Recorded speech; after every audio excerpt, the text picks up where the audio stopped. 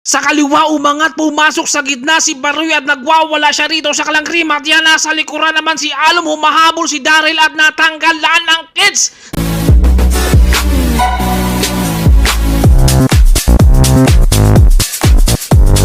Maagang binanatan ni Romnek ang peloton para magkalasan sila rito ngayon. Oh. Napakagandang bakbakan na naman to dahil rito Team Cambiados ang nating nakikita na bumabanat sa harapan at nag-aantay naman yung iba rito sa likuran na mapagod muna yung mga nasa harapan. Dahil rito kailangan mong dumiskarte muna dahil hindi muna ubusin yung lakas mo dyan. Dahil kapag inubos mo ng maaga, syempre ang mahalaga rito yung finish line. Kaya dito nakita natin kanina na bumanat dito ang mga Team Cambiados 315 nasa likuran. Mapapalaban dito si Idol ngayon ha. Dahil matulin sila kapag naiwang ka dito. Mahirap na talagang humabol. At nandito si Zero. Chillax na nandito sa likuran. Nakita nyo naman yung plato kaya malaki. Kaya mapapalaban talaga sa tumangat na naman. Sa kanan banatan talaga. Lalo na kapag patag marami talaga mga lakas din. At saka nandito rin si Idol Azul dyan no. Naiwan na si Idol rito dahil di siya makasabay dito dahil matulin talaga ang harapan ng peloton. Romel sumubok, Ramon nito humabol rin, hindi rin nagpaiwan si Daryl. Talagang nag-iiwasan na sila dito kung sino magtrango dahil sinubukan ni Romel pero dinikitan kaagad naman ni Ramonito. Kumbaga si Ramonito ang maghahabol dito sa mga umaangat, may bumanat na naman, dapaan din sila rito. Ramonito humabol na naman rito para talaga sa kanyang kakampi na si Roy dahil ito yung domestic muna, tagahabol ito ngayon. Si Ramonito kung mapapagod siya ngayon, nandito naman sa likuran din si Alom. Dapaan sila rito dahil kapag hindi ka talaga makahabol kagad at dumikit, syempre mapapagod ka habang maaga pa. Dikitan nyo na at huwag nyo nang hayaan pang aagwat kung hahabulin nyo lang naman. Ito, grabe sa likuran. Kung nag-aantay rin yung iba na humahanap din sila ng tempo rin. Dahil rito si Romel ay sinubukan niyang takasan talaga pero grabe napakatibay talaga yung pangtiis rin. Rito ni Ramon nito talagang hindi niya pwedeng pagbigyan ang mga gustong mag-aatim ng breakaway. Sabi ni Ramon nito rin ituloy mo pero ito may nakawala. 4, 2 magkakampi rito, yun nga lang walang gustong magtrangko. Ramon nito dahan-dahang pasimpleng pumiga sa kanan. Pinutol ng kakampi si Roy dahil kakampi sila. Siyempre, putuloy niya yan. Kaya ito ay tinuloy ni Ramonito rito pero hinabol na siya rito. Hindi siya pwedeng pagbigyan dyan. Diskarte lang talaga. Kung mga parang basketball din ito. Bula lang talagang kailangan lang rito. Yun nga lang bike ang ating nakikita ngayon.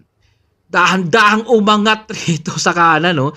Talagang walang pahinga to dahil kapag nagkatinginan may bumabanat. Ito talaga agresibo rito si Ramonito na kapag may lalabas dyan, siya ang magdo-domestic dahil handang rumimate.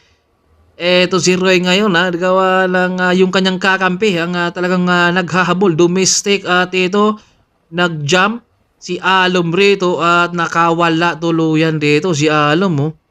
Talagang sinuklian niya yung bumanat kanina kaya nag-attempt na at nakawala ng dahan-dahan si Alom. Yun nga lang, papadikit rin ng ating grupo. Dalawa na yung ating umagwat. Kaya ito at kapag pinabayaan rin medyo mahirap pa ito. Kaya maitutuloy dahil nagpapahirap din sa kanila dito yung hangin Ito may mga umaagwat rin. Number 311 ito humahabol si Romel din ito Himina, bit-bit niya rin dahil sinubukan na dito natakasan talaga ni Alom ang peloton. Yun nga lang medyo maaga pa to. Kumbaga masasayang pa yung lakas dito ni Alom gawa ng hindi rin talaga siya pinagbigyan dahil nakakapit sa likuran din si Mark Hispanula na talagang kapit na kapit. Dikitan talaga yung gulong para hindi mga si Jason Rito at sabay lingon rin sa peloton kung may hahabol ba sa kanya. Napakatindi talaga yung mga banatan kapag nagpahinga. May babana talaga sabay lingon. Kung may hahabol ba sa kanya rito, nakawala ng tuluyan pero parang maiksi pa yung upuan natin niya rito Napakatindi talaga yung kanilang mga shock rito. 60, 50,000 at hindi na. Umayag rin itong si Roy, inabot, may bumanat na naman sa kanan ng dahan-dahan. Talagang napakatibay talaga nila to. Wala talaga sa mga edad yan, kundi nasa tuhod at nasa ensayo talaga yung kanilang mga lakas dahil maraming gustong sumubok mag-attempt ng breakaway pero ayaw nilang. Umayag rin dito si Francis, pumanay na naman sa harap, dinaanan sila rito ngayon. Kita nyo naman yan, naka-aero na pero hinabol kagad rin ni Ramonito. Ito si Ronald Garzon. Medyo humabol pa siya rito dahil kapag naiwan ka ay medyo bibitaw ka talaga sa kanila dahil yung kanilang tulin rin kapag hindi ka nakasabay. Although sabi nga nila ay sa MTB pwede kang makakawala rin. Yun nga lang, napakahirap din. Kailangan mo na talagang matulis yung labas mo. Ito may mga sumubok na. Mag-a-attempt talaga ng breakaway. Gusto na yung makawala sana. Yun nga lang, napakatindi rin naman talaga ang mga domestic at ayaw pa talaga lang magbigayan nila dito. Siyempre, rimatihan ang ating aabangan dito pero may nakawala na. Tatlo kasama si Romnick at si Roy at si Daryl. Ito na. Matinding bakbakan ito ngayon dahil si Alom na iwan, mapapalaban si Daryl ngayon dahil dito na si Baroy, nakatakas na dito Kumbaga mahirap talulin talaga ang mga Bisaya rin, matigas. Andito rin na maghahatak-hatak dito ni Team Cambialos ngayon.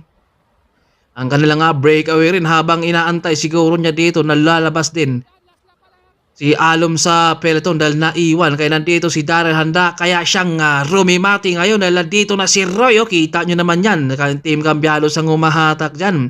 At peloton umangat ng dahan-dahan sa kanan at humabol naman. Agad ito si Alom rito. Kumbaga ito na yung pagkakataon niya dahil yung kanyang kakampi nasa harap. Kailangan niyang tulungan. Paglingon, nagminor na. Kaya ito sinuklian na ni Alom rito para makadikit at tulungan niya yung kanyang kakampi na nasa harapan. Dahil kapag dumikit, lamang na sila dito dahil dalawa, yun nga lang, medyo malakas ang puwersa din itong nasa likuran dahil kapag nasa likod ka, mas talagang ikaw yung lamang dyan. Nandito si Roy malakas rumimata yan from Cebu, kaya ito si Romnick. Sacrifice siya rito para sa kanyang kakampi na si Alom rin dahil kapag walang magtrangko dyan, aabutan sila dahil pwedeng i-atras pa to. Yun nga lang dahil dalawa ng kakampi rito ng Cambiados, kaya ito merong isa talagang magsasacrifice, kaya tutok lang talaga itong tatlo sa likuran din dahil ito merong isa talagang magtutudo dyan, mag-uubos. Syempre pagod na itong si Romnick dahil kakaiba na rin yung sipa, pero talagang kailangan niyang tiisin rin para sa kanyang kakampi. At rito, medyo naiwan na nga itong si Romnick dito dahil kailangan rin talaga niyang magre-recover. Kaya ito wala nang gustong magtrangko dahil inaantay ni Alom yung kanyang kakampi. Pwedeng banata na rito ni Romnick. Yun nga lang, mahirap din talaga bumanat dito kaya mapipilitan talaga siyang dalhin. Kaya kumapit naman kaagad si Roy, Daryl at nasa likuran din etong si Alom. Nahanda itong rumimati kaya napakahirap din nito dahil pagod na etong si Romnick, pero nandito naman si Alom na handang rumimati kaya tinudo at dito na niya inubos talaga yung kanyang lakas dahil papadikit yung peloton natin meters lang yung agwat dyan, kaya ito nagpupursige kahit pagod na etong si Romnick rito sa kanyang paghatak, sa kanyang pagtrangko rito sa kanilang breakaway. Talagang kailangang tiisin at matining pa, sumipa si Alom kaya handa pa itong rumimati. Kaya kailangan lang talaga ay itulo na, kumbaga ibuhos, talagang iuubusin na talaga rito ni Romnick yung kanyang piga, yung kanyang sipa para hindi sila maabutan dahil kapag dumikit pa yung grupo, mabulabog sila rito. Pero nandito naman sa likuran din na si Roy na nag-aabang at may dumikit na tayong isa nasa likod at dito tapos na rin yung kanyang mission ni Romnick kaya tatlo na lang yung ating breakaway. Wala nang gustong magtrangko sa kanila dahil naubos na si Romnick. Kaya nakabungad si Daryl, nakikiramdam. Dalawang nasa likuran. Meron tayong isang nag-jump kanina. Talagang naghahabol pa sa kanila at ito bumabagal na sila dahil si Daryl din bubungad. Ito nasa likuran na yung isang nag-jump rito. Kaya dalawa ang ating aabangan. Daryl ang nakabungad, Roy, Alom nasa likuran. Nandito na si Jason, talagang dahan-dahan na siyang dumidikit sa likuran na nakikiramdam. Hindi mo na talaga dumikit din si Jason dito dahil inantay niya yung tamang timing rin dahil nasa likuran na siya at nakadikit na nga siya dito.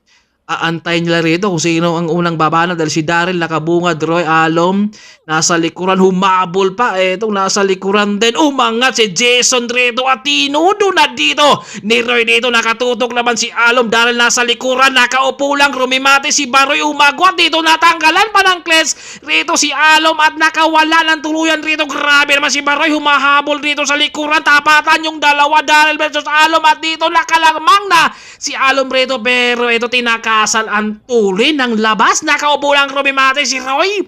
Grabe ang tindi pala. Kaya pala domestic ang nagtatrabaho. Grabe, binanatan kaagad rin kanina ni Jason. Tapos pinuklian sila dito. Grabe, nakaupo lang rumimate itong si Roy. Si Alom rin humahabol. Yun nga lang, natanggalan pa siya ng klets dito. Talagang humabol si Darrell. Tapatan silang dalawa rito. At grabe yung pika. Nakaupo lang rumimate si Roy. Kita nyo naman yung dalawa rin dito. Tapatan sila Alom versus Darrell dito. At dahan-dahan ring umagwat rin si Alom dito sa kalang remat yan. Ang hinayang siguro si Alom dito dahil natanggalan siya ng klets. Ganon talaga kapag hindi para sa'yo, kaya nag-champion yan si Roy. Alom, pangatlo dito si Darrell, kaya babawi yan sa susunod na laban ng